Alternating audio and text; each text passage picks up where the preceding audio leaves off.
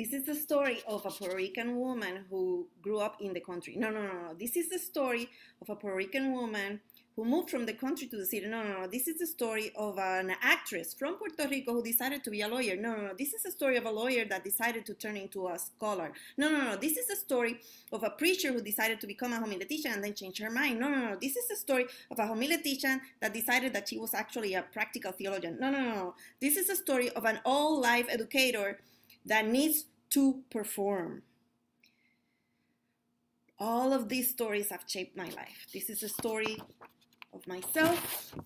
All the stories that have shaped me have a lot to do with the fact that I grew up in Puerto Rico, still a colonized country, and with very, very ingrained ideas about self-determination for everyone, not only individuals, but for countries and communities.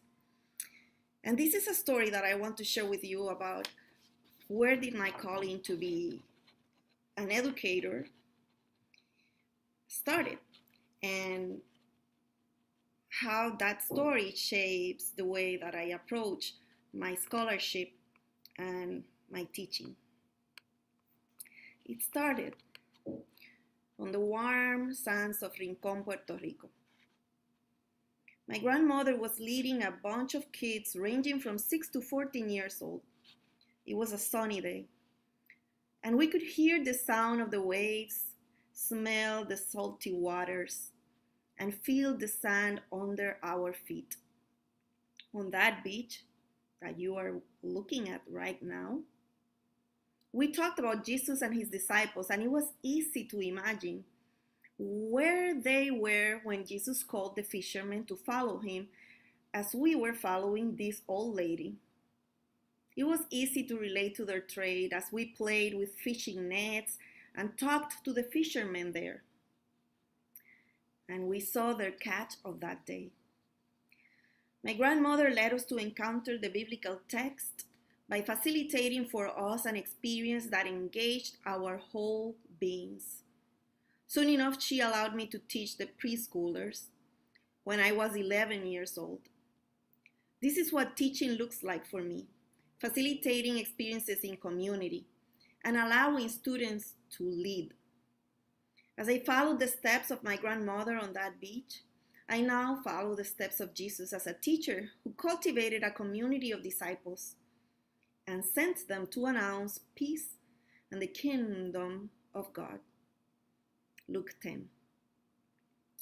As an educator of worship and preaching, when I teach, my goal is to nurture a new generation of preachers and church leaders who listen to the needs of their congregations and respond in caring and loving ways from the pulpit and through worship services, addressing the issues that affect their communities and using communication styles relevant to their contexts.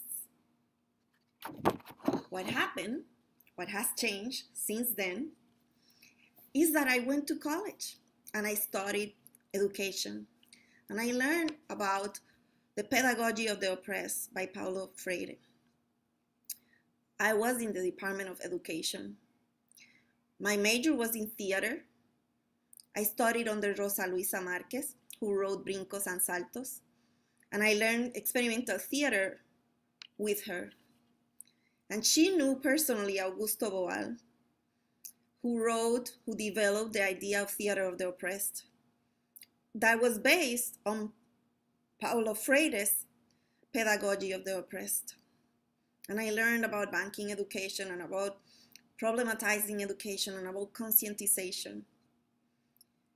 And a few years later, I learned about the multiple intelligences theory from Howard Gardner, a theory that I revisited several years, 2 decades later, while studying at Vanderbilt Divinity School, actually at the Graduate Department of Religion of Vanderbilt University. And I later on learned and read during my sexuality and gender and religion studies about teaching to transgress, and education as the practice of freedom. And it has a lot of resemblance to theater of the oppressed, in my view. So the classroom for me is a rehearsal for revolution, a rehearsal for a different kind of world. Just as worship is a rehearsal for the kingdom of God, kin as in kinship. And that's what I try to nurture in the classroom. This is my philosophy for teaching and learning. And I always call to come into the classroom expecting that we will learn from one another. I love learning. I will never stop learning.